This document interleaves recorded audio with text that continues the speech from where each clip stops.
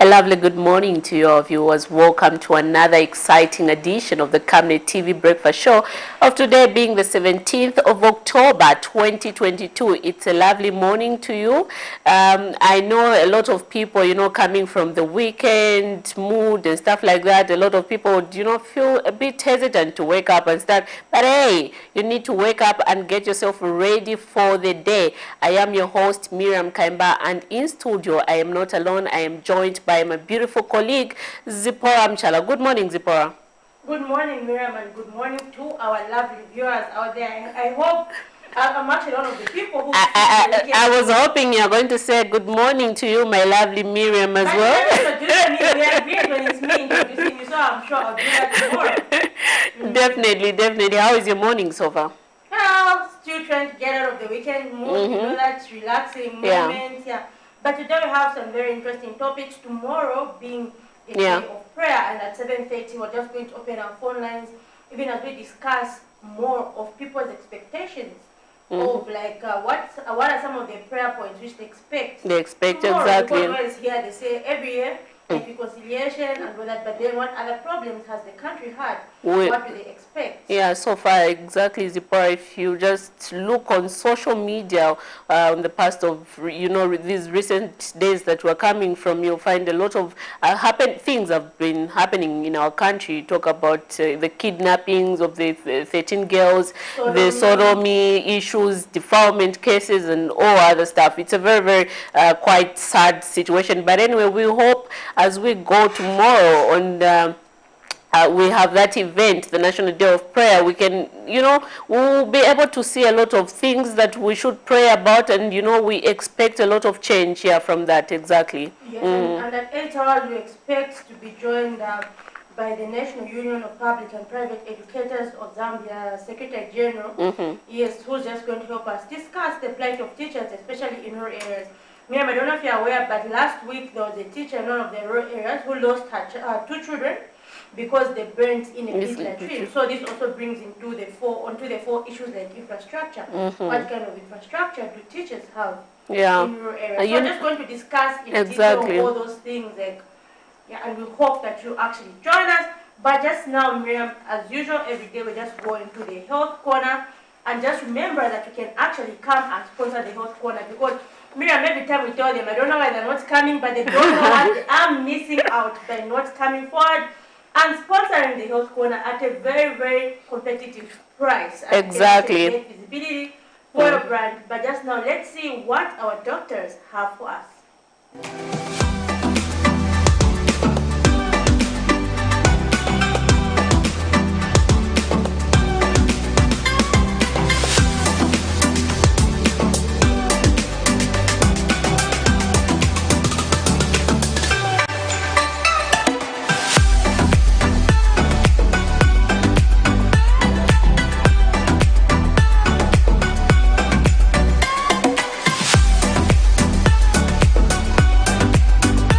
Good morning, viewers. This is your doctor, Dr. Kakumsi Mpongwe, Assistant Director, Adolescent Health, working from the Ministry of Health.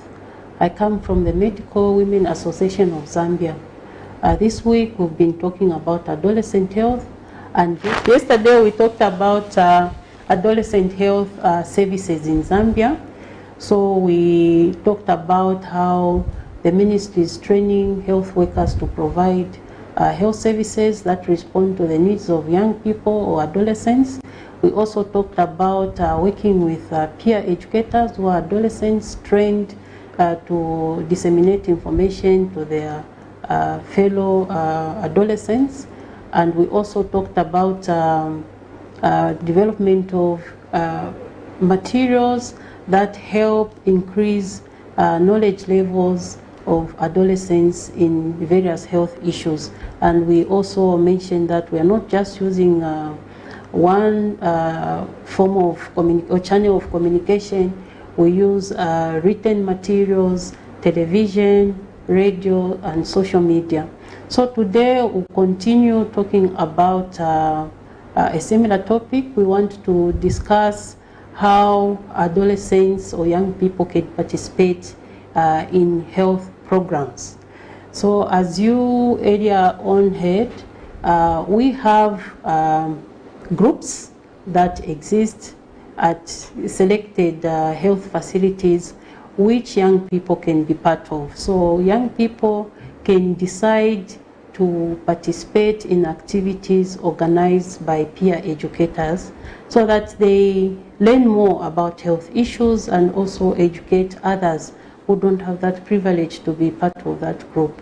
We are also encouraging in-school adolescents to join and form clubs that talk about health issues affecting young people, so that together they can encourage each other, how they can stay away from risky behaviors, how they can sustain good behavior, and how they can also safeguard their health.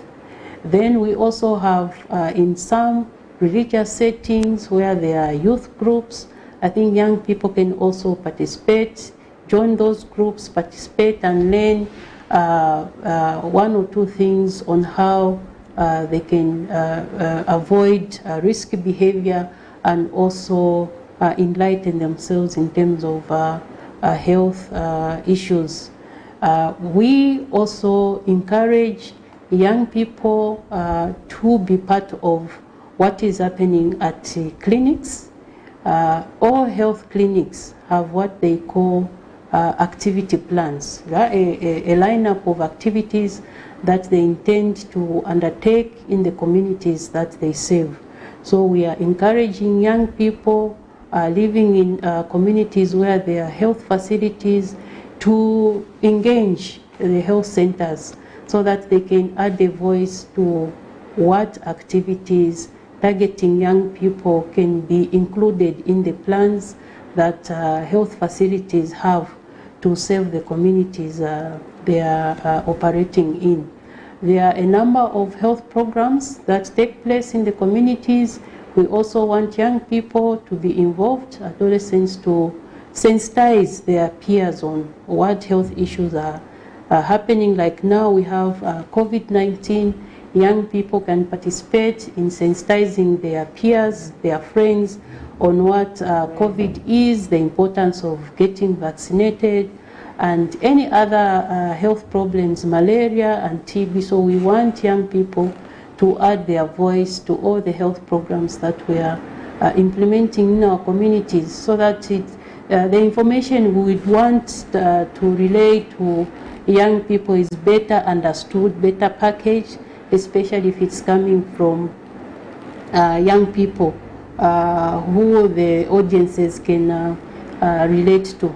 So those are some of the activities young people can participate in. I'm also glad to announce that we have, through the Zambia helpline, some toll-free lines that young people can call, 116, 933 and 5600. These are helplines that are available. Young people can call without paying anything to find out about any health issues that affect them and where they can access services within the community they are calling from.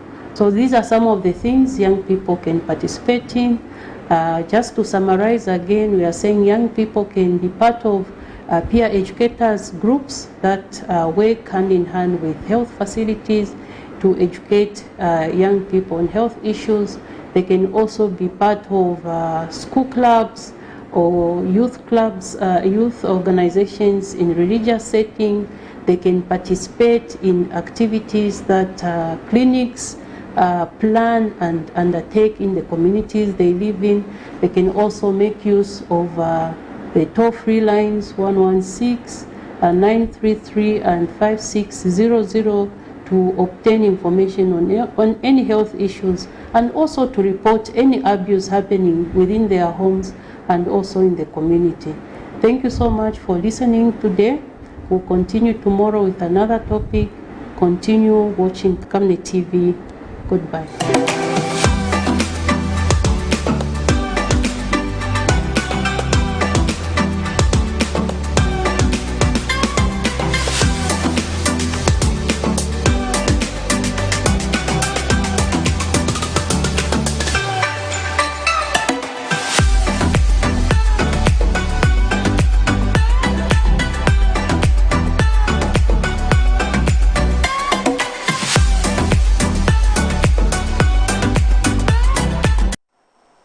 So that was the doctor there just giving us some health tips, and I hope that we're actually practicing, because Miriam, every time we hear these doctors, but really they just for our own information. So I hope that even we ourselves, Miriam, and even others watching, when you go home, actually practice these things and just learn something there. And just now, just going to take a look at today's money market to know how the kwacha is faring against international convertibles. And just a reminder that the money market is also actually up for sponsorship.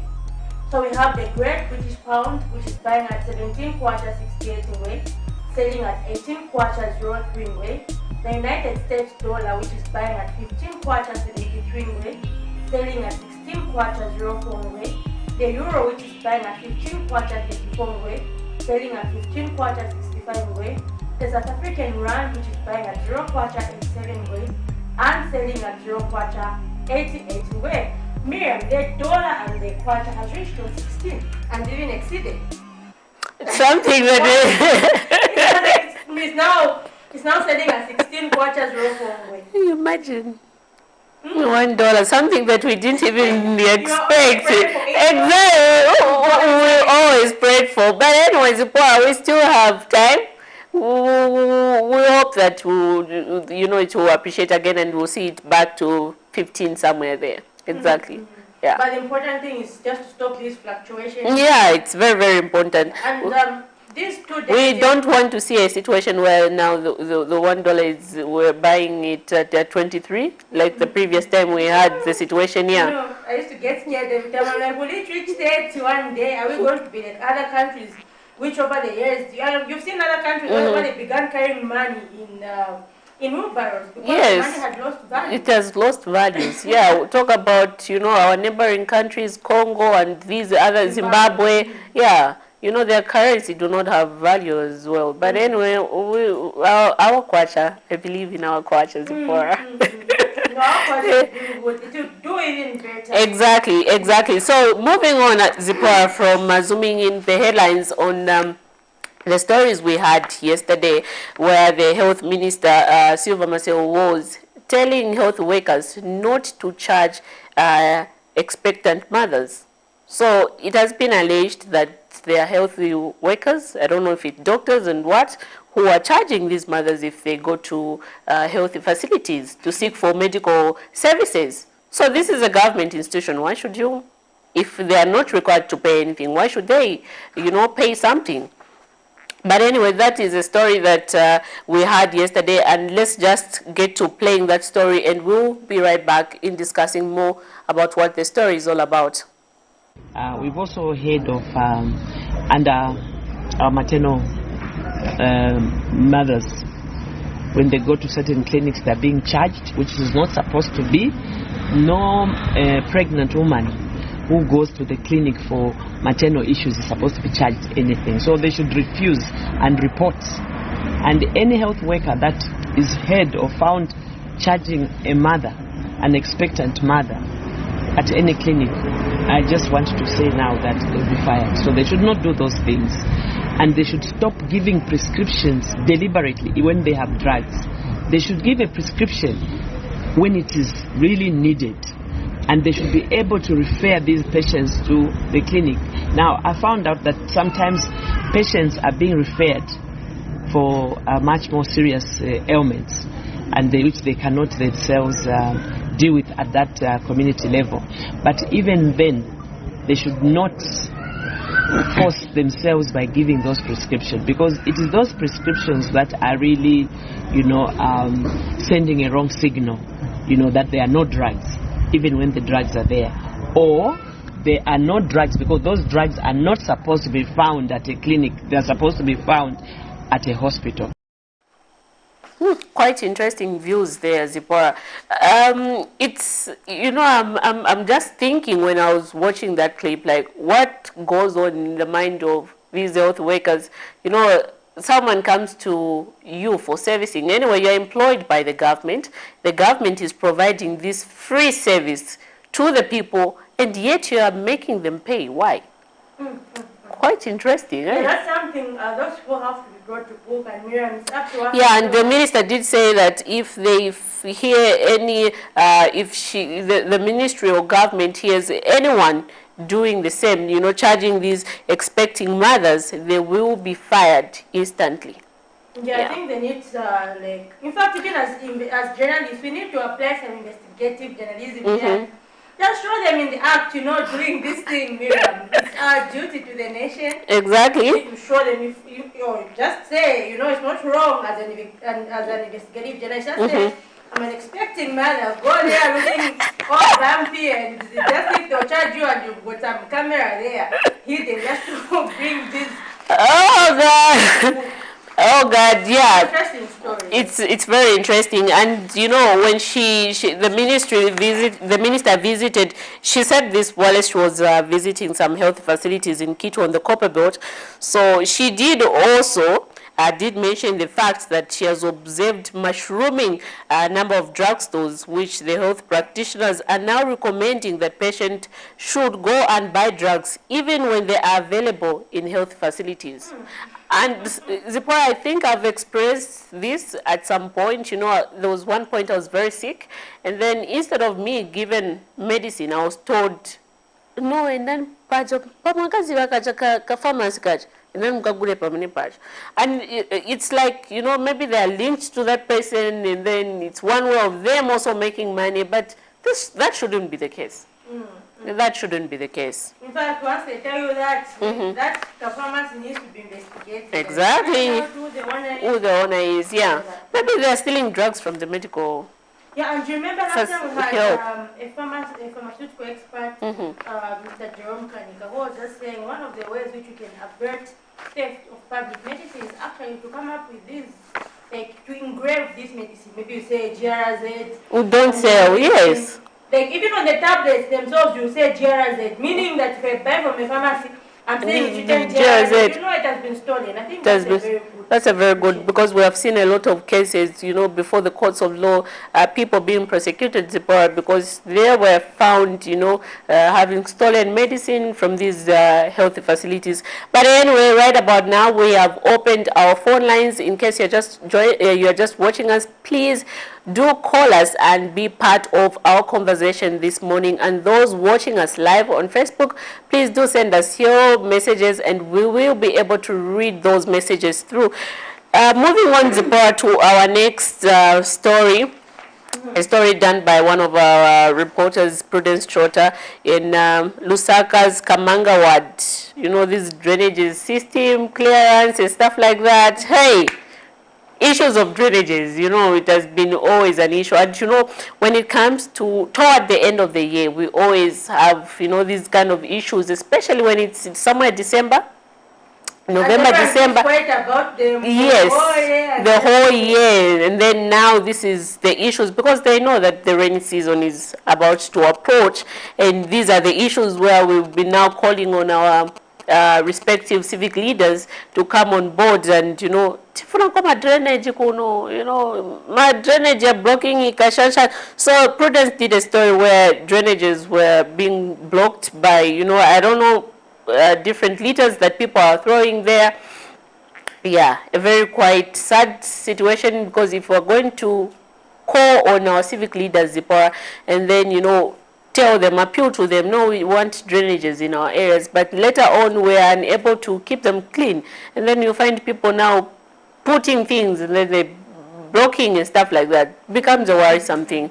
Exactly. So let's get direct into playing that story, and we'll see what the story is all about. This part of Lusaka's Chakunkula area in Charleston Township usually becomes flooded during the rain season, leaving most families stranded with nowhere to run to.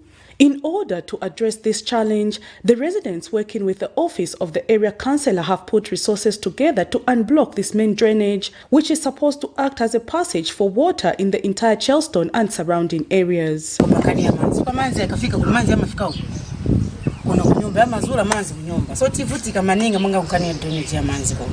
One day vana benziwa naina ngani kuliva neighbor bena nkuja kukona benziwa namwera vana manzi running akwenda ku council kuti vatitandize kwati pulumuseko. The residents have since called on the government to consider erecting a proper drainage system in the area like that of the Bombay drainage if the issue of flooding are to be completely eliminated. Road up to somewhere because drainage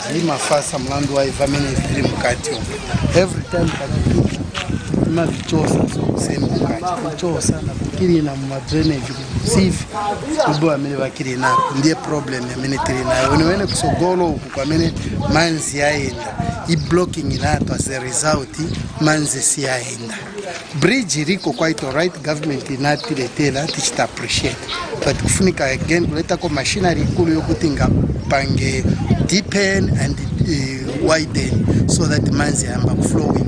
Bonse chabe kuno tina problem yanga ni amanzi venango kugoma offense mukayangana offense kwenze inago enze nasira offense inago so bakansira mwe baganiza kuti batitandizireko ni nchito yabwino maningi say welcome to move tinga mvere bwino maningi chabe nisatipulumuza nje chemeti danda ola chabe so mumene batimverera kuti batichite drainage tamika kwambiri ngati batikumbuka ndipo tizapitiza yamika ziko mwanda wangati wakatisegulira manzi ma problems ametu face yaona. Meanwhile, area councillor Chimukanjo Mona has commended community members for the initiative and has appealed to other residents to come on board and not wait for the government to solve the problem they face in their communities. It's an initiative that we've jumped on and we've engaged the community working together with the office of the councillor to make sure that we end the problem of floods around this place. Previous government never cared to provide solutions, and our office is not sitting idle. What we are doing is, even as we are waiting for CDF empowerment funds, we are engaging our community, also businesses that are around our community. Put our heads together and see to it that we help the community. Whatever challenges that the community are facing, we are able to do that. As the rain season nears, it is the hope of these residents that the clearing of this drainage system will be completed and that flooding will be a thing of the past. Prudence Chota, reporting for Camnet TV News. Quite interesting views there, Zipporah, where, now people are very happy. Kamanga residents, Charleston residents are very happy that there's this provision where their civic leader now says there's also need, to look into the ways on how they can help them construct, a proper drainage system out there. They have highlighted very serious concerns there that during the rainy season, their houses are usually flooded, and we have seen this a lot of time.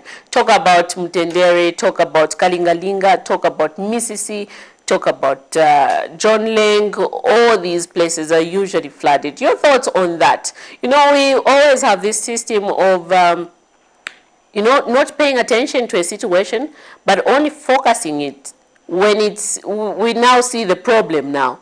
Like this time around, it's a dry season. Everyone is not focusing on drainages. Come rain season, come December, January, February, what's for my drainage? When the floods are ready, why can't we plan now? Yeah, that's always the issue. So I think seeing those residents, it's like 2 months or a month, because next month expect the rain to start. But it is good that I've started preparing beforehand, and I just hope people again will not go through debt in those same drainages. Because this debt fills up in no time. You can clean it, Miriam, today, but next week, to look as if it has been there for years. Just talk of Mutendere, that famous garbage heap, Mutendere. Miriam, sometimes you find that ZNS has cleared. But by the time you pass after 1 week, if you've not passed there, you find the dirt is even blocking the road. And then you're like, this was removed. You feel as if it has been there for years. I don't know where people get this. But do you think also the problem is on us? On the residents, like people who don't want to in fact, even take responsibility. Generally, people throw a lollipop wrapper there. I think we should take responsibility. There's a bin. Why do you want to throw here when there is a bin there? Until one day someone is charged and you show that person charged for littering, then some people will be scared. And I think we should take this serious.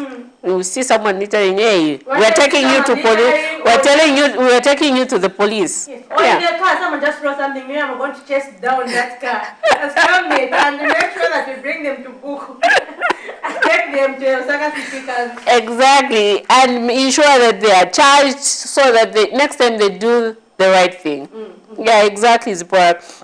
And we're moving on to another story, poverty. In Zambia, poverty has been a topic of discussion day in and day out. A lot of people have complained about, high unemployment levels in the country, which has also contributed to poverty. But anyway, we did see a story from our station yesterday where residents of Lusaka's Mutendere compound have noted a significant reduction in the price of essential food commodities, while observing that accessing money is still hard due to what they have termed as limited economic opportunities. And it's actually interesting because this was in line with, we're actually celebrating the eradication of poverty in October. In October, we've got World Food Day, we've got Poverty Eradication Day, and yesterday we're actually just looking at the poverty levels in Zambia. It took time to talk to some residents just to feel like, maybe in comparison to the past, it can be the past 10 years, or like how's that living now? And in fact, I spoke to even one woman who was actually from Baimilimu, and that what should be best to tell me. And so she's done actually said, okay, yeah, things are reduced, but despite them having reduced, we don't have the money because business is hard here and there. People up to now don't even know about but Zipporah, for me, I think, we have seen a reduction on essential food commodities, like few selected, but not all. Anyway, we have a call. Hello, good morning. Hello, good morning. Hello, good morning. Okay. We seem to have lost that call. Kindly call us back. And Miriam, anyway, we can just play that story quickly before we move into our next segment. About the expectations for tomorrow's day of prayer. So let's just take a look at that story on poverty. The new definition of poverty, according to the United Nations, is those who live on less than $1.25 per day, which when roughly converted equals to 20 Zambian kwacha. With the prices of everyday commodities having tripled over the past few years, only the citizens can tell if current trends point to Zambia achieving its #1 goal of eradicating poverty by 2030, as enshrined under the United Nations Sustainable Development Goals. Camnet TV took time to hear from citizens themselves on how they are living in line with the Poverty Eradication Month commemorated every October. Some feel that while the prices of commodities are seemingly reducing due to the appreciation of the kwacha, which is now on an average of 15 kwacha from over 20 kwacha a few months ago, money is still hard to come by. If it's not well, if it's jambo kula well, papa kachikari dula sana, bajapa jambo kula well, famo kula sadam. Nangu sala dina iwele, ubonga na mbo kuwele panshi. Sugar da iwele sana bati, at least kuchapa. Atualista kuma fest. Embera chupa, ndonzo muntu ayikomvela pampi, embera chupa. Into kashitatu ishmone mpia, into twemonenje. Abana mpesa na wapisha skulu, bakutwa saba sange into zafuti. Nimashita kwashe ma peace weeks like ma peace week like muzi bashe mashita ma Chinese 1 month 2 weeks ya sida contract. So basically my contract utamgoto ngala go down umudibako ma bottles like kai stingabe but kai lunga ngati subwelera nishi it's nothing. Others are of the view that all is well, except for bus fares which keep fluctuating depending on the reduction or increase of fuel prices. Nsala na ipwako na echepana ko abantu bapakanwa okulandaranda, meaning you know what I mean, and meaning at previous government just because vale ya koko ifwe na twambo kuri yafe buno tulese kaseka fintu ya shupire kufeni fuel na The question that begs an answer is, will Zambia really achieve its goal of eradicating poverty in 7 years' time? Further, our current policy is pushing the country towards attaining this goal. Zipporah Mshala, Camnet News, Lusaka. So quite interesting story there, Miriam. You hear that there are different opinions. Some are saying, of course, things are reduced, but it's hard to find money. Some are saying things are still too high for them. So I think people would just want, because like the second person I talked to, he says he just picks bottles around, he's tried working in these general worker jobs, you find that 2 weeks, maybe the contract ends, like there's no sustainability in the job, yeah. And so you find that most of them, like him, you're saying, Atfuna bintu berekuli rupiah banda. Yes, for me, I would say exactly the same thing. When you talk about buying a bag of mini meal, a 25 kg bag of mini meal, now it's about, is it 130 or 140, somewhere there? We were promised that it will even reduce to 50 kwacha. We want to see that. Within the 5 years. We have a call, Zipporah. Let's get that call. Hello, good morning. Hello. You are through to the Camnet TV Breakfast Show. Who are we talking to this morning? Mr. Yes, Mr. Piri, how are you? I'm all right. Please go ahead with your contribution. Okay, good morning. Good morning. Yes, I was listening to the workplace and talking about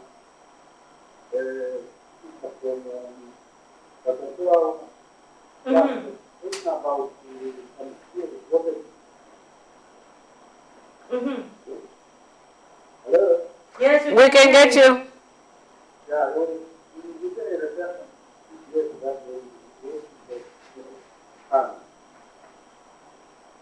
I'm supposed that the previous fund has been allocated to this what?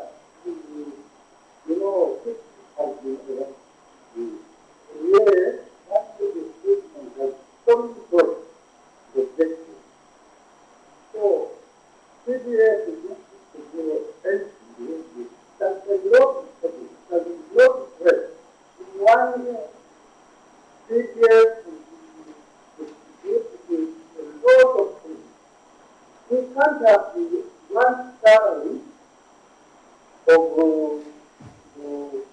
the unit to buy the whole house. Just buy a thing, just buy everything, just buy water tap, a plant. We can't do from that in one salary. Because the CBS was supposed to have two projects. For example, we have some investments with these vegetables, lots of activities everywhere. They are supposed to have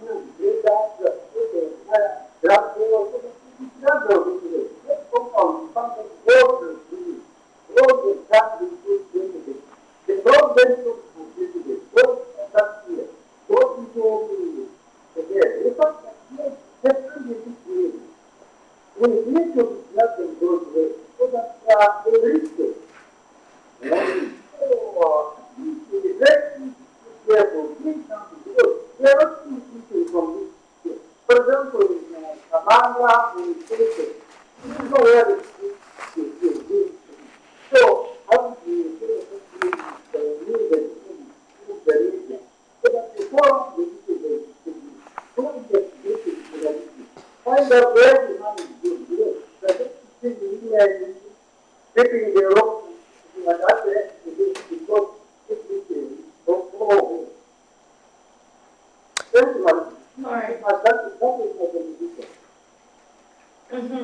Okay, thank you very much.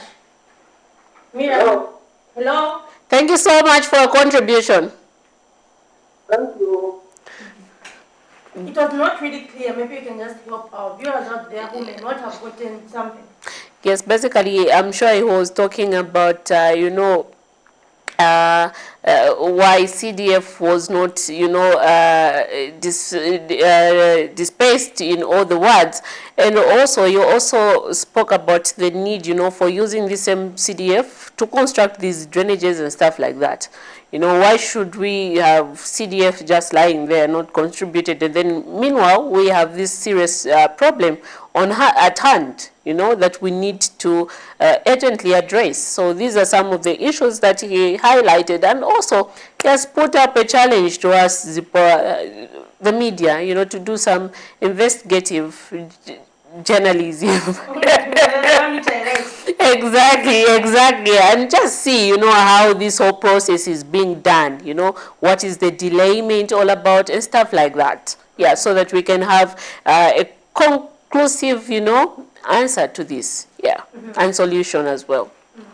Quite interesting. I'm sure the stakeholders have heard, but me, I'm going to have a few minutes to talk about tomorrow's program. So what are some of the expectations? I mean, last year I covered the Day of Prayer for 2021, and it was poorly attended. The event was poorly attended. You find that this is the time people were having all these debates saying, why have you scrapped off the Ministry of National Religious Affairs and all those other issues, National Guidance and Religious Affairs. People are saying, why have you scrapped off the ministry? So that's one of the things that I observed as someone who covered the 2021 Day of Prayer.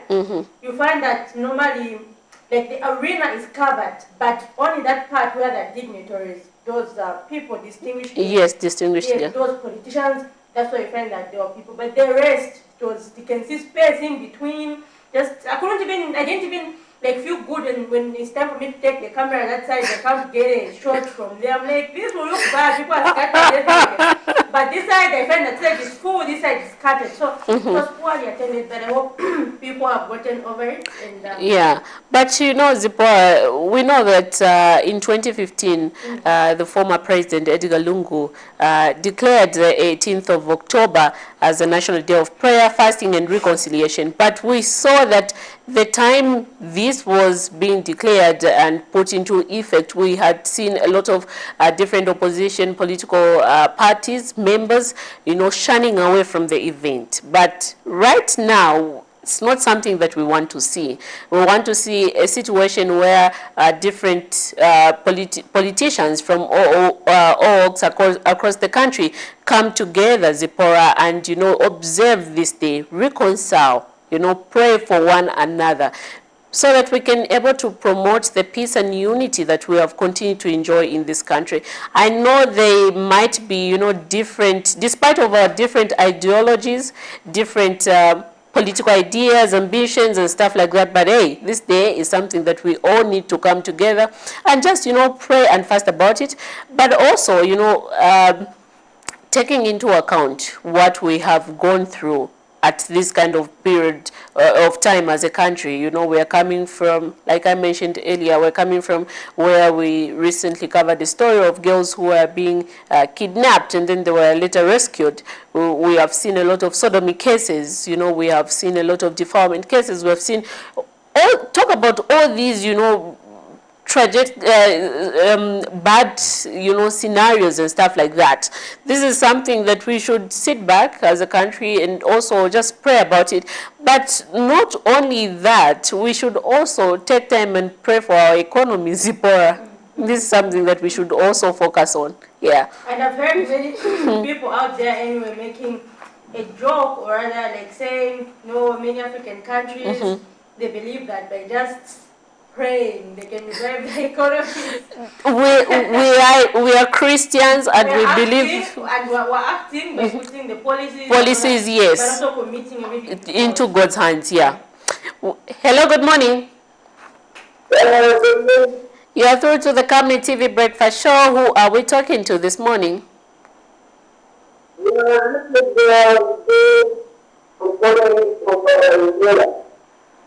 It's Mr. Who?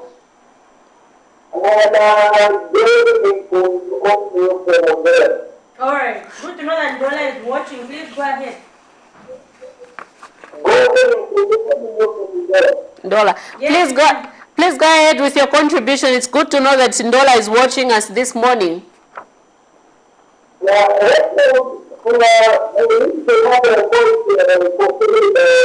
the CPF. Please go ahead. Yeah, you know, that message was to avoid the number of sentences. That's why we are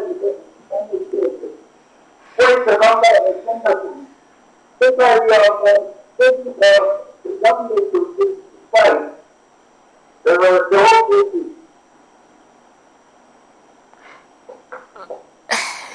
Though He's talking about CDF. He's talking about CDF, but I think I didn't get clearly what he said. Please do call us back so that we'll be able to, to get that contribution, a good contribution that you want to give us toward our program this morning.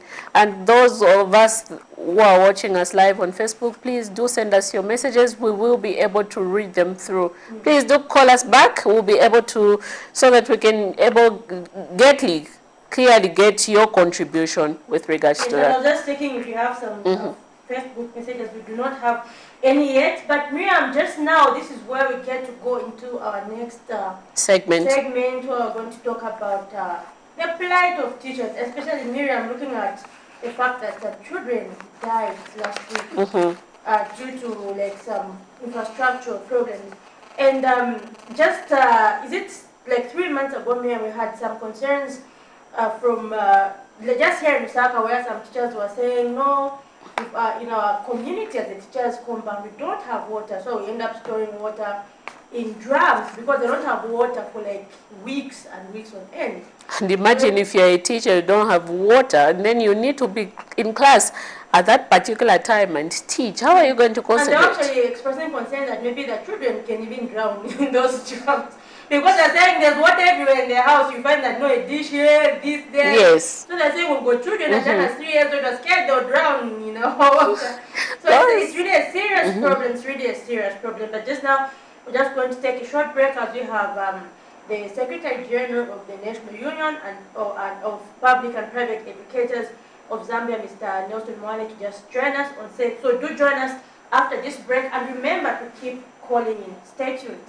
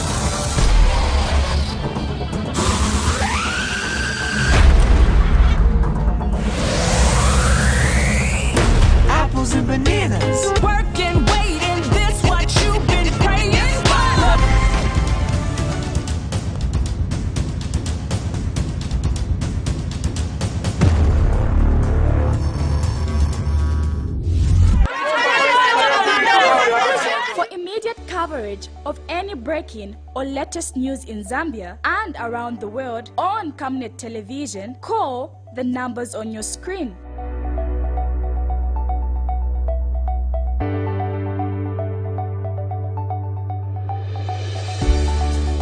Camnet television, bringing to your screens fair news, impartial news, credible and reliable news all the time. Get the whole truth on Camnet World News.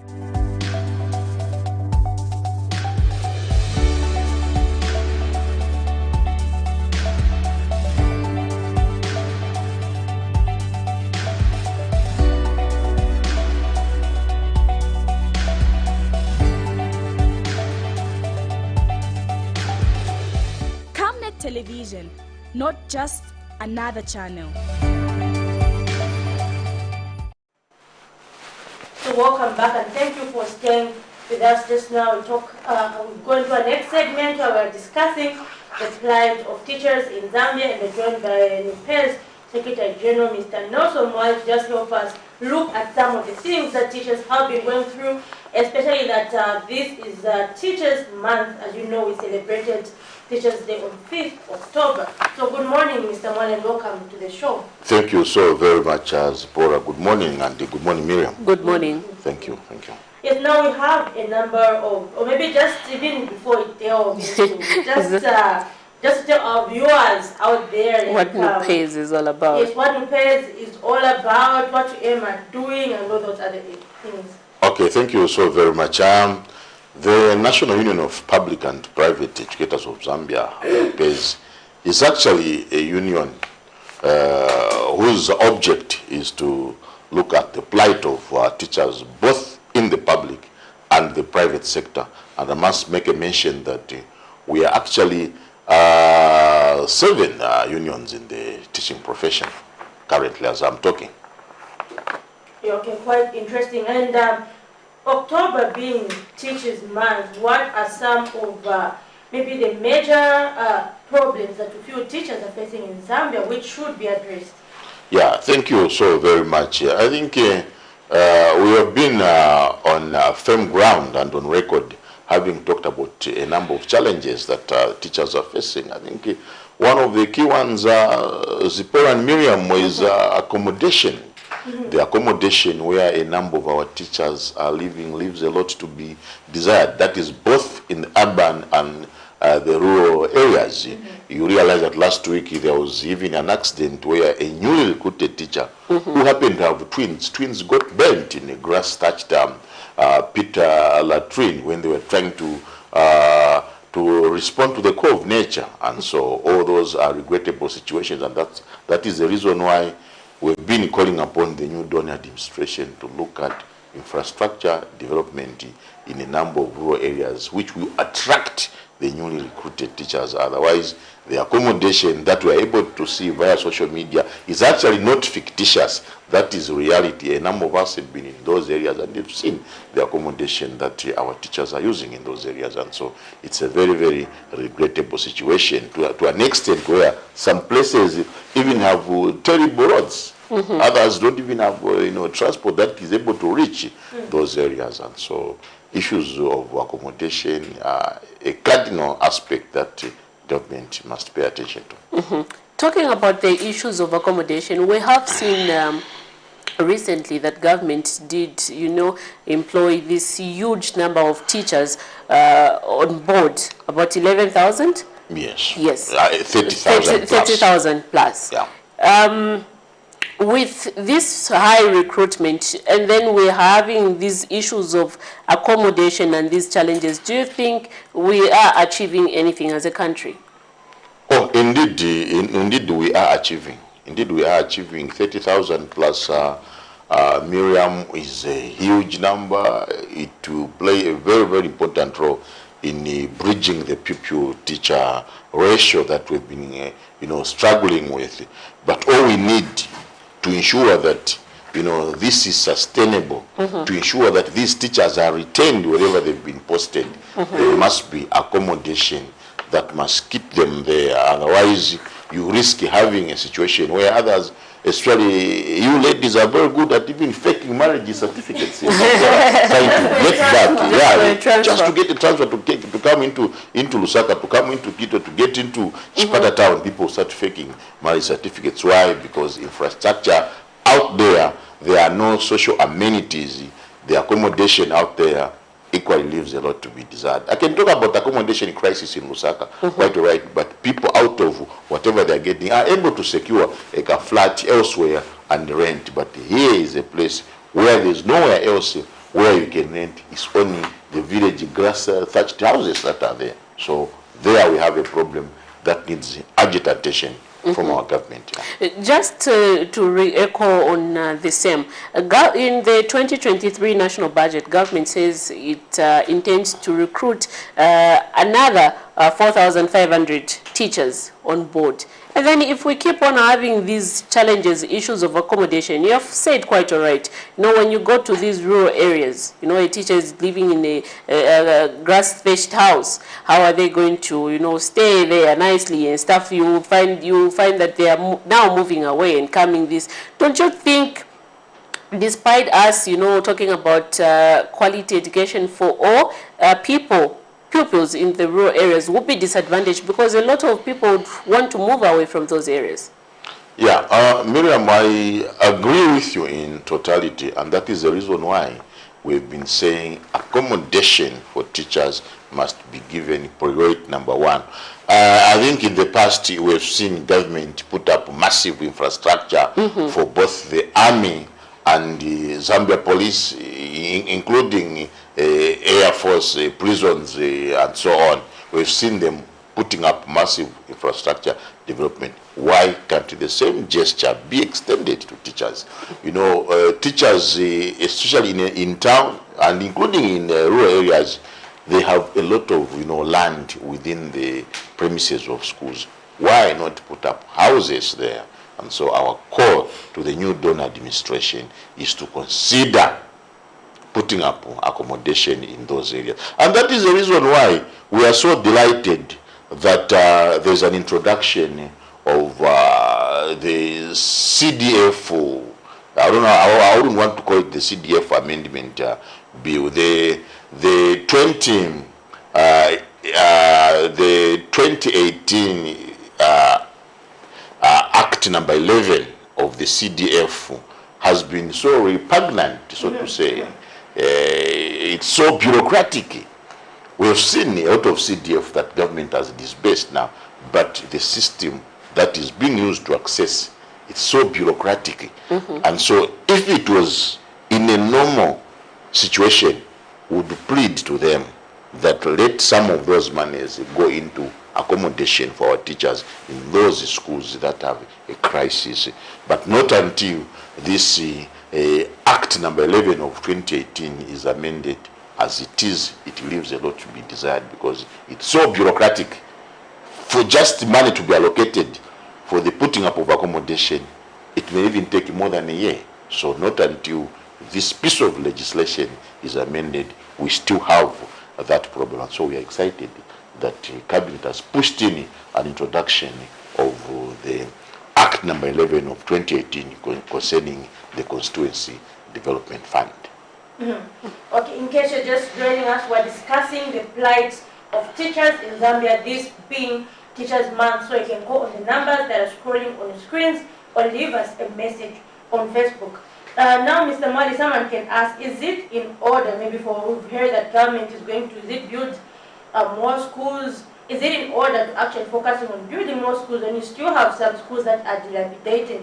For example, in Southern Province, there's a particular school, is it called Lubanga Primary School, where you find that people are still learning under trees. Is that in order? Should we maybe focus on renovating all the available infrastructure before we talk about building new schools? Indeed, that's a very, very brilliant point. I've equally been a keen follower of government statements that they are putting up about more than 100 schools under the auspices of the World Bank. I think it's a good gesture.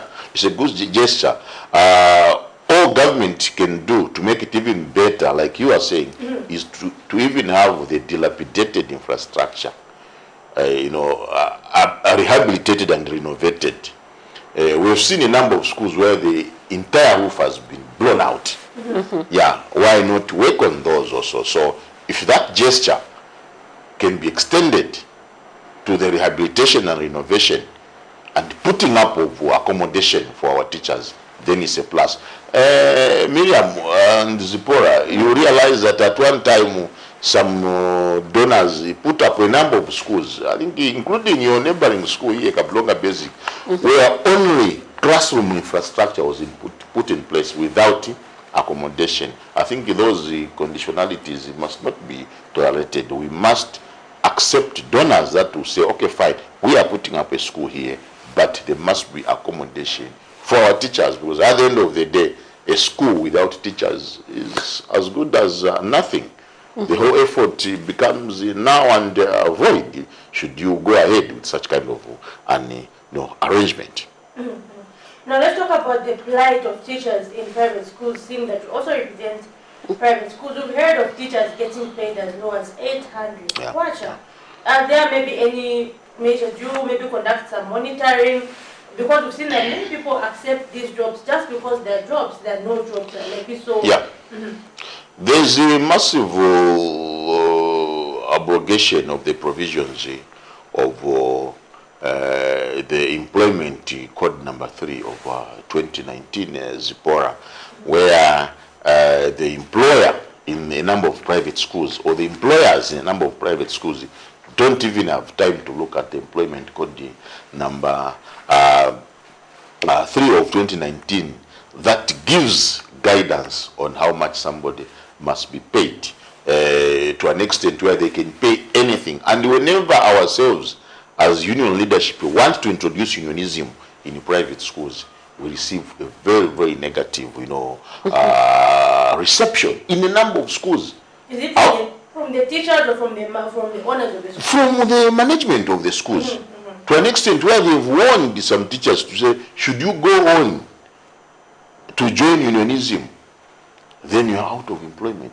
And so there's that intimidation to an extent where we've failed to represent a number of teachers in the private sector because they are intimidated by the employers, they are intimidated by the directors. And yet the grand norm, which is the Constitution of Zambia, in Article 21, does provide for freedom of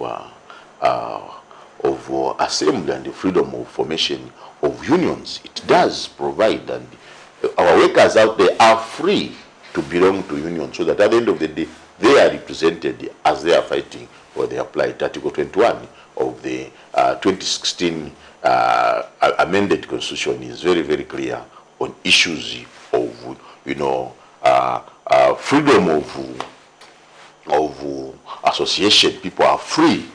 But what we are seeing in the private sector leaves a lot to be desired, to an extent where it becomes very, very difficult, because the provisions of Cap 269 of the Industrial and Labour Relations Act mandates us to represent people that are subscribing. Miriam, I can't go to Lake Road PTA school and represent a teacher who does not subscribe.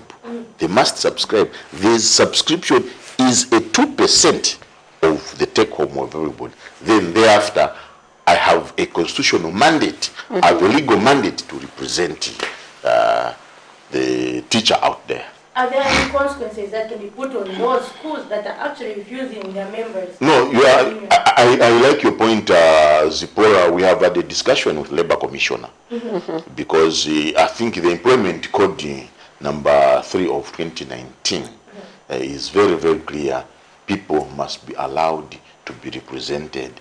But if those schools are not allowing us to represent the workers out there, I think we deserve a right to rush to the office of the Labour Commissioner, who can in turn summon them. But I think maybe we have relaxed a bit on that one, and so that's why we are seeing a lot of violation of human rights in a number of workplaces, including the so-called, the private schools that we have. Now, best, can you help them going forward, since this is a situation? The only way to help them is that the Labour Commissioner must sensitize the proprietors of these schools to accommodate unionism in those schools. For as long as there is no unionism, the employer will take advantage and abuse the workers in any way they feel like, to an extent where you did make a mention that people are getting as low as 800 kwacha. I think it's unacceptable. It's unacceptable in this modern, economy to have salaries that are going to have to be in the range of 800 to 1,000. Let's talk about the challenges that Zambia face in implementing education for all. Yeah. Miriam and Zipporah here, you agree with me that you and me, when we were in secondary schools, sometimes the curriculum left a lot to be desired, where we talked about the pampas in and prairies in North America, without looking at the actual geographical setup of our own country, Zambia, to an extent where our learners knew more of the prairies and the pampas in North America and know less about, the Muchinga and the Zambezi escarpment. So we must reform the curriculum. And that's why we are saying there must be enough funding to go to the reformation of the curriculum, because a number of issues that are there are actually archaic, to say the least. The curriculum must be tailored to suit what is happening now. And that is the reason why we have inculcated a culture of our learners wanting to have white-collar jobs all the time. We will not have an aspect of entrepreneurship in the curriculum. We have had no aspect of much aspect of morality in the curriculum. And that's why you are seeing all these issues of Sodom, these Christian issues of homosexuality, because the curriculum is not emphasizing much on issues of morality. And so we are calling upon the new Dawn government that much must be pumped, much resources must be pumped in the reform of the curriculum. And going to the, the budgetary allocation, the 13% plus, I stand to be corrected, that has been allocated to the Ministry of General Education. I think it's a plus for us, but allow us to call for prudent utilization of these resources. Resources have been allocated, but there's been lack of prudent utilization of these resources to an extent where sometimes there's even a misapplication and misappropriation of these resources that have been genuinely allocated, to the Ministry of General Education. Do you feel when these funds are being put into utilization, there's no enough consultation from the ministry and various stakeholders? Yeah, depending on the administration of the ministry. I remember at one time when resources are allocated to the ministry in different provinces, the provincial leadership was called and told to say, ladies and gentlemen, these are the resources that we have received. Can we sit down and look at the needy areas? But Miriam, Zipporah, you realize that administrations in these ministries differ. Others, they would rather implement the budget on their own without consultation even from the unions. We just get surprised to say, oh, this is what they've done. Oh, no, this is what they've done. And yet there are issues that would have say, oh, no, this is priority number one. This is priority number, and so on and so forth. So our appeal to the Ministry of General Education, can they bring the union leadership on board?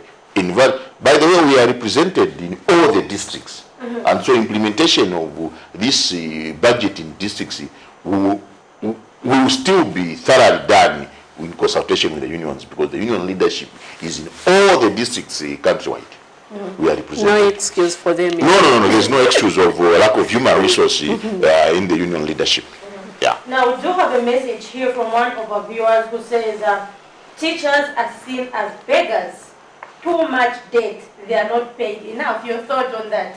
Yeah, indeed, not only teachers. It's good that we can only talk about teachers because this topic is specifically for teachers. But the general civil service, for a very long time, their take-homes for the take-home Miriam leaves a lot to be desired. And so we are going for negotiations. Come 31st October, we are going to negotiate the conditions and salaries of civil servants. We are optimistic that the new Dawn government will give us what will impress our teachers. Indeed, they've been reduced to beggars. Indeed, they've been reduced to beggars to an extent where sometimes the Shylocks will go around and collect the bank cards, the ATM cards for our workers and in the general civil service. And so we have a serious obligation as union leaders to do the right thing by ensuring that the percentage increment that we are going to achieve this year is that which will make sense to our workers. Otherwise, indeed, whoever authored that message has a point. Indeed, the glory that we enjoyed as teachers in the post-independence era, where Miriam, when a teacher is passing Zipporah, you possibly almost kneel down to greet a teacher, has been lost. Indeed, has been lost. And that's why I did make a mention last time when I was here that even the independence that you are talking about, you can't talk about the freedoms and liberties that we are enjoying, that are being talked about in the Bill of Rights, Chapter 3 of the Constitution, as amended in 2026. You can't talk about, the freedom and liberties that we are enjoying without the mention of a teacher. A teacher played a very, very vital role in the struggle for this independence, in the struggle for this freedom that sometimes we even abuse. Okay?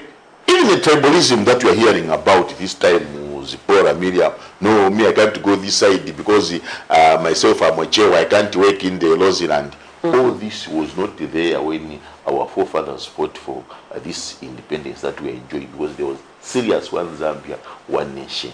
In fact, that is the reason why sometimes I've condemned the employment of workers in that particular district, that they should remain there. I'm of the view that our people deployed in Chipangari, where I came from, must be posted to Senanga in Western Province. And why is that? Our people, yes, to propel unity. How do you say people that are employed in Chipangari must remain there? And that is the reason why we are encouraging tribalism. During Kaunda times, I remember in my village in Chipangari when I was in grade 6, a Mr. Mchereka came all the way from Ruapura to come and teach us in Chipangari. That way, you propel unity, like you said. You propel one Zambia, one nation. Otherwise, going forward, you realize that we want to restore that glory that our teachers, enjoyed those days. Remember, I must make a mention to you, ladies, that Kenneth Kaunda, the highly glorified forefather of this nation, was actually a teacher. Just on your thoughts, we have a caller. Hello, good morning. You are through to the Camnet TV Breakfast Show. Who are we talking to this morning?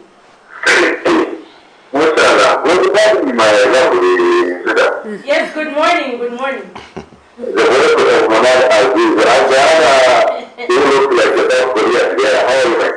I'm okay, how are you?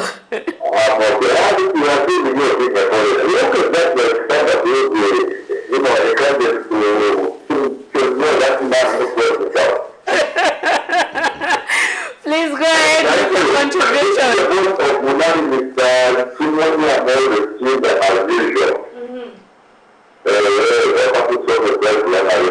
I'm trying to pick it from that issue where it's for us of that. I think what it is, the issue of that good people is not going to get there at all. Of course, the first words to the rest of the PF from my regime, because I'm very, very familiar with medical security. That's what I feel through that assessment is actually permanent for potential clinic there. And all that up to the area, the that system already, there is more, all the technical is not as bad as it is. That goes after one doctor there, who contributed that money. That one person who contributed the whole mission. Who did one like to see what they not like a habit. But again, from the one to have a very, very strong money to my favor, that official. It's not really a comfortable land for someone to pick up the person that works. You may be aware that we have a problem here. We have the minimum service account that is a program of managing the one that is there. But we have some others that are visited. What is the law about the law? What is the political authority? Like the way you put in the other process that actually happens, if you are coming from Catholic somewhere where you want to just benefit from cases towards somewhere else. That's land which is also the summer of the world, as you also see going to the work with more somewhere else. So, I think what it is there, the one thing that they are going to be very permanent. We have taken of your contribution, but what's your message with our topic of discussion this morning, the plight of teachers? The plight of teachers, and equally that everything seem to have lost. Was actually making a contribution to our earlier topic. Yeah. Okay. But speaking about issues of accommodation, we do have another contribution here from one of our viewers, Mr. Vikram Muvita, who says, to begin with, I want to remind that government during advertisement of teachers made it very clear that teachers should apply where they live. This is why people are facing the problem of accommodation. Many people do not follow instructions just like in examinations, and now they're facing a problem. It is the responsibility of government to look at the plight of teachers, but do they have money to construct houses for all teachers in a short period of time? The answer is no. So this is a message from one of our viewers. Okay, okay. Yeah, thank you so very much. Indeed, the idea of people applying where they stay was a good idea, but to me, that is so temporal to arrest the issue of accommodation. Yeah, you can't apply because your mother is in Chipangali, your grandmother is in Chipangali, you apply in Chipangali so that they accommodate you. There's a limit to which they can accommodate you. Comes a time when they'll tell you to say, you can no longer be here, you are now working, can you find your own accommodation? And that is the reason why we are calling for public-private partnership in issues of accommodation. Those that have a lot of money, the so-called Ampondamatic of Zambia, why not put up, rented houses in a number of these places, so that at the end of the day, they are able to have our teachers rent accommodation there, including our nurses. A number of them have nowhere to stay. The medical personnel. We have a call. Hello? Hello, good morning. Good morning, how are you? We are fine, thank you. How are you? Very much fine. Who are we talking to this morning? You are speaking to Mubisa from Ndola. It's good to know that Ndola is watching. Please go ahead with your contribution, Mr. Mubita. Yeah, it is very important that you have brought this topic in so that at least we can express our views in society regarding the welfare of our teachers. To begin with, at this moment, that's why the government has dispensed or increased the CDF is to tackle these issues of accommodation for teachers. Because this money which has been distributed to these constituencies, they are there to cater these issues of teachers' houses. When a particular constituency receives the fund, the local people will decide the area of needs. If there is a construction of houses in the constituency, that CDF will also work on that. I'm giving you an example. When you look to Sioma, they are also doing the same thing, that trying to construct some houses for teachers. Yes, so I'm assuring the teachers. So the government is looking on those issues, those CDF and the other things. But the first thing which the government is trying to do right now is about proper infrastructure, learning infrastructure. Because we still have schools from 1964. They have not even have a class, even just one class. They're still living in a tree, but they've gotten independence. So it's very, very important that the government is looking on this infrastructure before they look at the welfare of the teachers. Also, I want to remind you that those who are applying, government was very, very clear and very categorical during the advertisement of recruitment. Government, if you are not mistaken, it said that you should apply locally. You should apply where you live. Now, people, they want to go from Saka to go to Sioma. How are you going to survive there when there's no accommodation? That's why it's very important that local people come first during the recruitment, so that those people, they understand very well those areas. This is the kind of issue that for government to come with touch points of saying that it should recruit really local. These are some of the things which government looks into. Yes, the responsibility of every government to look out for their citizens, but it's also important for us as citizens to understand the government process. I thank you. Thank you so much. Quite interesting views there. Oh, yeah. Maybe your thoughts. Yeah. I think it's a repeat of what we earlier did make a mention, that indeed applying where you are staying, where your family is is very, very important. But again, that's a temporal measure. That's a temporal measure. And I'm grateful that he did allude to the aspect of the Constituency Development Fund, which I did make a mention earlier on, that we are so excited that the act that mandates the implementation of CDF may be one of those undergoing a parliamentary, amendment. The CDF Act number 11 of 2018 is so bureaucratic, where to an extent where authorization has to come from here, from the office of the Honorable Minister, Comrade Digarin Kombo, who authorizes to say, finally now, you can give this allocation to such a club. You can give this authority for a school to be built in Chipangali there. So I think it's so bureaucratic. I'm grateful that it's undergoing some amendment. And so not only that, I must make a mention, Zipporah and Miriam, that the long-awaited National Pensions Scheme Authority Act number 40 of 1996 is one of those whose bills has been taken for introduction in Parliament so that it is amended. Miriam, Zipporah, as we stand, as I'm speaking, all those that began work after 2000 are not by law entitled to a lump sum retirement package. They are only entitled to something ranging from 2,500 to 3,000 payment until they die. There is no lump sum payment to those.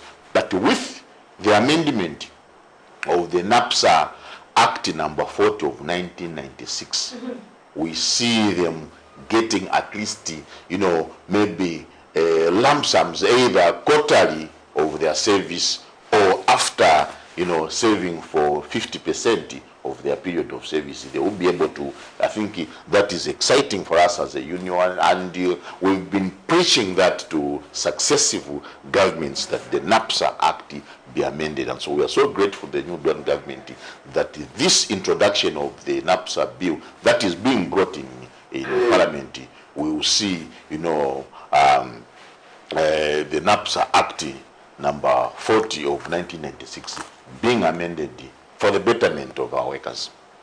Quite interesting there, because I think we've seen like our fathers and all those getting, is it maybe 1 million plus and all those things, but of today's workers really, like, I always thought it was the same way. Yes, those that PSPF or other those that will get a lump sum. I think I'm an example of those that are entitled to a lump sum because I began work before 2000. Yeah. Interesting. So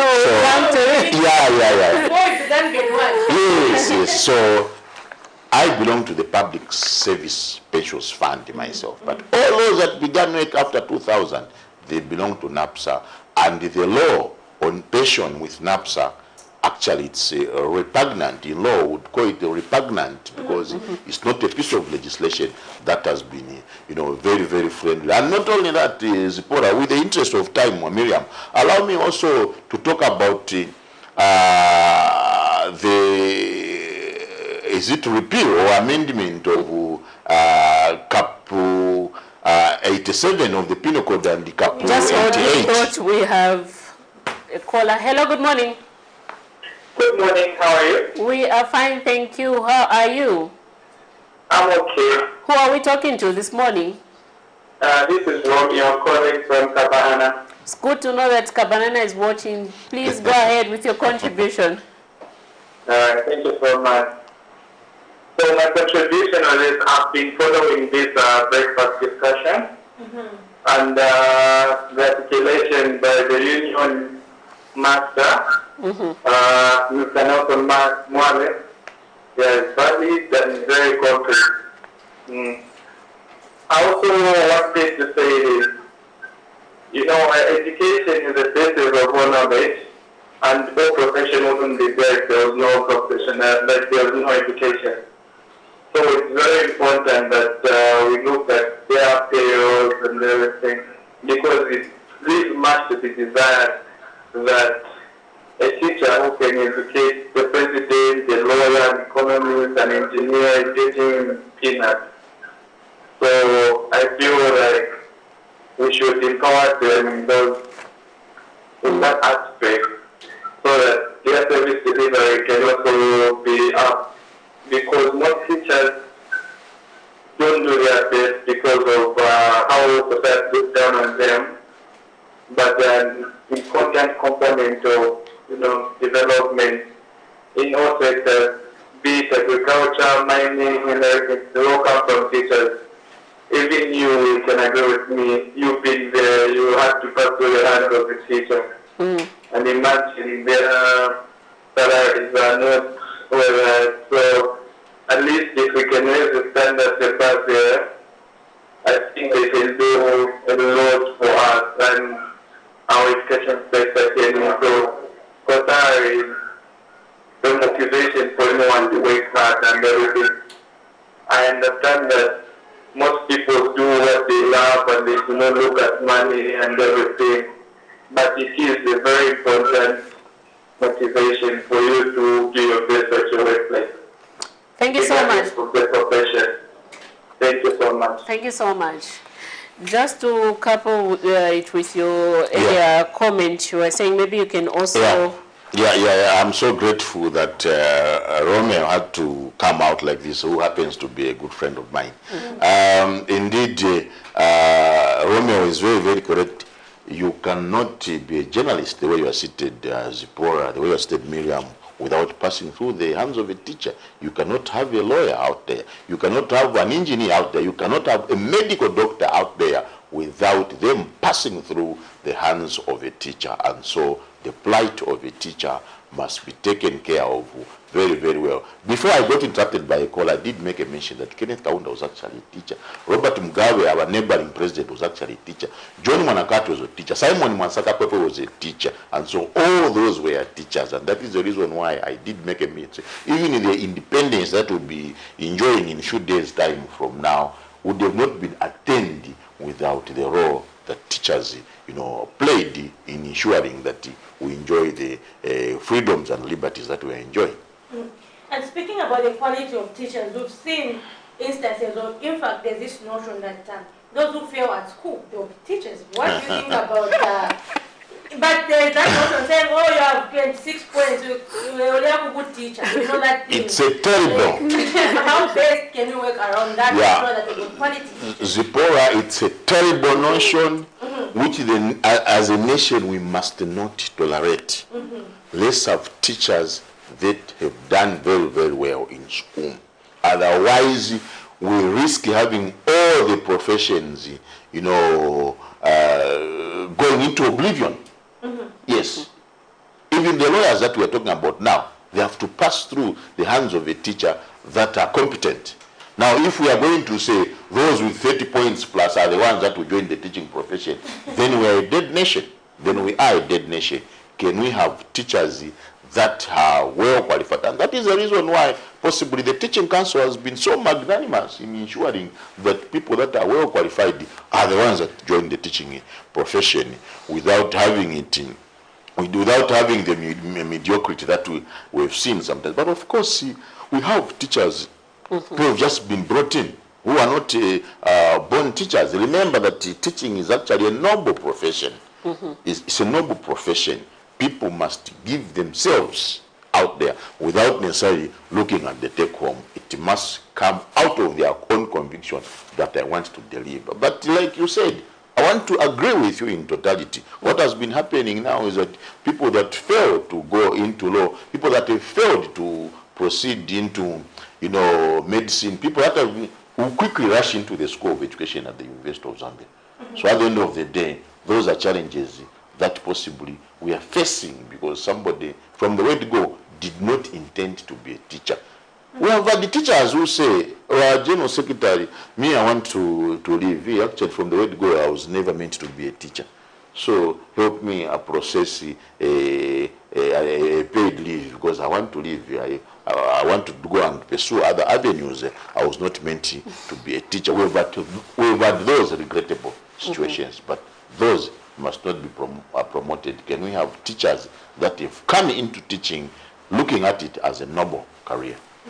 Yeah. And talking about achieving universal quality education by 2030, which is goal number 4 under the United Nations Sustainable Development Goals, is it safe to say that children in rural areas are receiving the same quality of education as those in urban areas, like in all subjects, be it ICT, sciences, and all that? Can you say they're receiving the same especially ICT subjects, because we also do alive to the fact that, you know, these rural areas do not have electricity, stuff like that.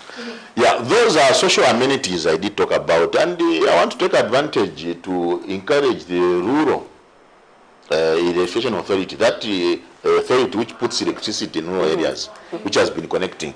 Can they intensify? Can they do a lot? Because this ICT medium you're talking about, we can't achieve it where we have no electricity. We need to have electricity in those areas for us to achieve the goals of ICT. Indeed, this report, like you have been saying, to say no, in rural areas, are they getting the, you know, the same quality of education that their friends here in urban areas are getting? My answer is yes and no. Yeah, yes, because maybe the 30,000 plus teachers that have gone in, have gone to help us beef up. But no, because a number of schools still have about 3 to 4 teachers running from grade 1 to 9. Sometimes you find the head teacher and his wife are running the school, the two of them. We are such places where the head teacher, the wife, and the nephew just came in as a grade 12 are helping run the school. Those are issues. And that is the reason why we want to applaud the new Dawn government to ensure that a number of these comrades have gone into those schools. And then can they remain in those schools where their services are needed? Last week, I was so grateful to hear His Excellency the President, Mr. Hakainde Hichilema, make a mention to say, you wanted employment. Can you remain where you are? They are running away. No, they are running away. They are running away. Can they remain where they are? Those are the areas where their services are needed. But now, as government, in as much as we tell them to remain there, they must ensure that the infrastructure development for both social amenities and accommodation takes place in those areas. We have seen a lot of people have mocked the free education policy, saying, no, this cannot work because you find that one classroom is packed, overcrowded with pupils. So then there are all these aspects, challenges which have been aligned. Can you just speak to that? Yeah, maybe the first thing as a union leader, I would advise our people out there, especially the politicians, to depoliticize policies that mean well to the masses. Can they depoliticize those policies that mean well to our citizens out there? The aspect of free education is a very positive step towards achieving what we want to achieve in education. Because what has made actually the classes to be abnormally full up is that a number of learners were actually home. And so when this was introduced, we see a number of them getting back into school. What indication is that? The indication is that we had a lot of them out there that had actually, you know, dropped out of school, you know, reasons attributed to failure to pay the, you know, school fees. And so we are so grateful for this free education came. But now this free education, suffice to mention that it must move together simultaneously with infrastructure development. If Nyumbayanga Secondary School here in Lusaka, you know, had about 6 classroom blocks, can they have even 10 now? Because we expect a number of them coming to get back to school. Why others are mocking it, regrettably, is that you find the class which had the 55 learners now has 90, now has 100. But that does not give us room to mock a policy that is positive. All we need to do as stakeholders is to encourage government to say, can we see massive infrastructure development so that the classes increase, so that, you know, a lot of teachers are deployed in those areas to help us with the aspect of free education. Otherwise, for free education itself, it's a very, very positive move in the right direction, remember, there is no profession that can tick without the teaching profession. And maybe even as we go towards concluding, how best do you feel the population of teachers can be handled? Because we've seen that due to the high number of teachers, many people are maybe going to other countries to save, and while some have even opted to not do teaching at all, will this present a reverse in the future, and how best can we maintain a healthy population?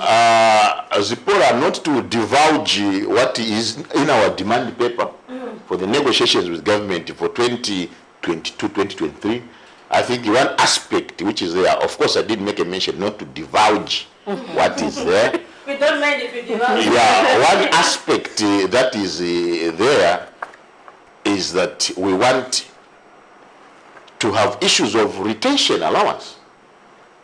An allowance that will retain a mathematics teacher. An allowance that will attract a science teacher. An allowance that will attract a teacher of ICT. An allowance that will attract a teacher of business studies, because these are the needy areas that are there. If you went to the staff room for Kablonga boys right now, you'll find that there are only about 3 mathematics teachers. We have a caller. 3 mathematics teachers out of just all the teachers that are there. We have a caller. Yeah. Hello, good morning. Hello, good morning. You are through to the Camnet TV Breakfast Show. Who are we talking to this morning?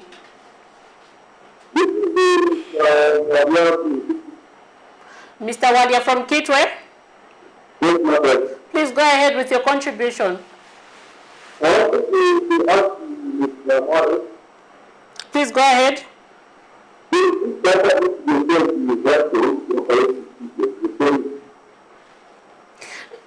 Could you kindly repeat the question? Could you kindly repeat the question?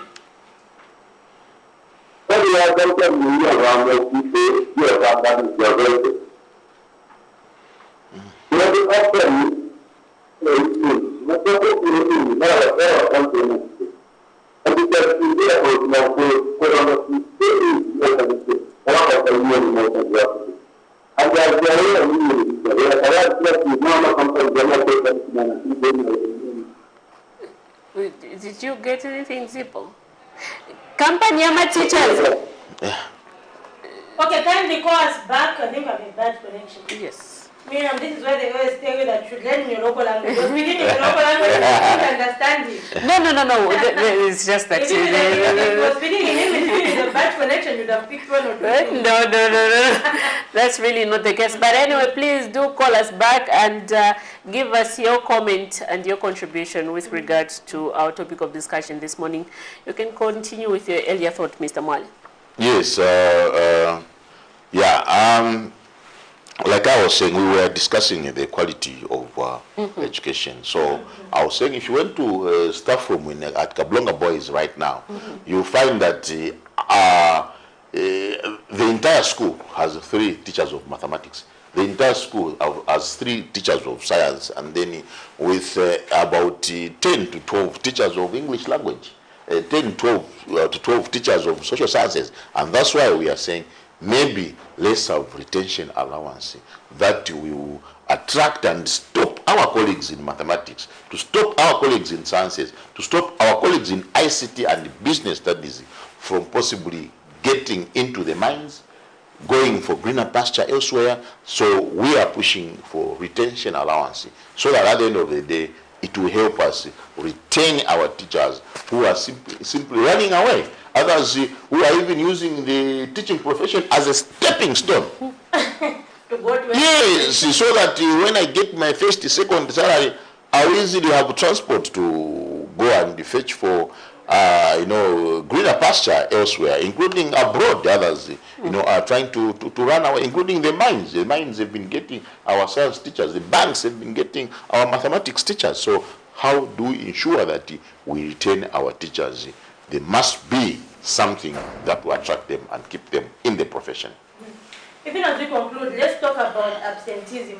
There is this notion that in government, whether you work or whether you don't work, you get paid. And especially since we're talking about accommodation, some people live far. Some of them are not willing to live in those grass-thatched houses. They live far, and maybe they'll also be coming 3 times in a week. How is that affecting our education sector? How best can you sort it out? Yeah, the notion of saying Miriam, I'll tell you, it's so retrogressive, so retrogressive, a notion that our supervisors out there in those schools must not tolerate. I regret having read the issue of a newly recruited teacher, I don't know whether it's in Chama or Lundazi, who committed suicide after being reprimanded for absenteeism some 3-4 days ago. I think it's a very regrettable situation. Our newly recruited teachers must know that they are there to serve the masses, and they must be compliant to the code of ethics. And absenteeism is one of those aspects to an extent where if you go up to 10 days, it's instantly dismissal. If you go up to 10 consecutive days, it's dismissal. And that's why we are saying, can our administrators and union leaders out there in the district ensure that our newly recruited workers are reading the provisions of the law that mandate us to attend to a child? Yes, because at the end of the day, if they don't read the Employment Code Act number 3 of 2019, if they don't read the general orders that give us mandate, these are the problems that we are seeing. Because people must be able to reprimand you if you decide to come late for work. Okay, so like you said, you said we can't rule out accommodation from this confusion of absenteeism. We can't rule out confusion from the issue of absenteeism, because others may be absent. Others, they will tell you, say, no, I had no transport money yesterday, and so I couldn't come. Okay? Even here in town, somebody says, no, sir, me, I'm accommodated in a government house in Charleston, and I'm teaching in Chawama, so I couldn't come because I had no transport. So at the end of the day, the issue of accommodation for our teachers must be taken into consideration, and into consideration very, very seriously for the new Dawn administration, so that we try to curb these issues that we are going through. Your concluding remarks? Yeah, my concluding remarks, Zipporah, Miriam, is that as teachers, we want to regain the glory that was there in the post-independence era, okay?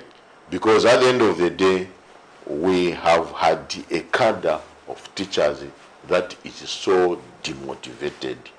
And for the nation, for the public, can our teachers be respected? Not what we've been seeing, where a teacher tries to instill discipline in a child. Within 2 to 3 minutes, a teacher receives a call out in the name of abuse of human rights, being championed by the police. And for the police officers, our message is simple: can you scrutinize the reports that children bring to those police stations, as opposed to you just inviting a teacher and reducing a teacher coming to the police station with a parent? And can we provide the counseling? I expect police officers to be counselors. Can you provide counseling to say, for a teacher to have pushed you the manner he pushed you, there must be something that we have done? And can you sit down here? We tell you that a teacher must be respected.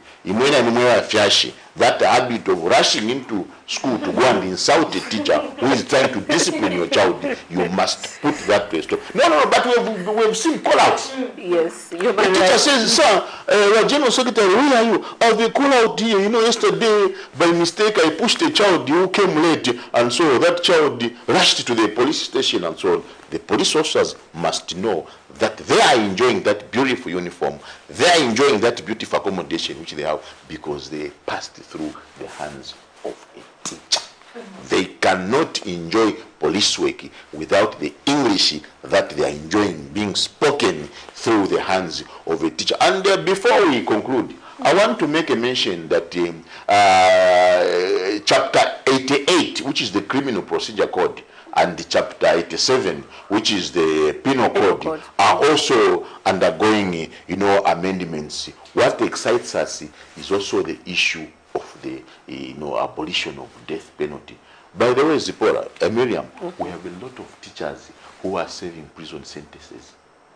A lot of teachers, in fact, from Koweko, it is got all the subjects, degree holders. When you go to Mkoweko school, taught by prison teachers, you find all subjects are there, very qualified.